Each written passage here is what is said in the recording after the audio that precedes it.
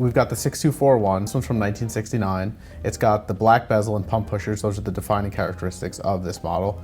And it's got the white Paul Newman dial. That is the more sought after version we see because Paul Newman's was white. To many, this is the Grail watch for sure. Quintessential Grail Rolex, yeah, absolutely. I think it's also interesting, like the type of bezel. This bezel was more prone to damage than the classic steel bezel, and so when you're looking at condition, having a watch in this condition with this style of acrylic bezel is a totally different ballgame. Even though the watch, Paul Newman's famous white dial, exotic dial Rolex did actually have a steel bezel. Right. And this is an instance where the Grail isn't the reference itself. A 6241 is, I guess it is a Grail. There's no cheap, for sure. yeah, there's no cheap version of it, but the dial is what makes this a true Grail by any definition of the term.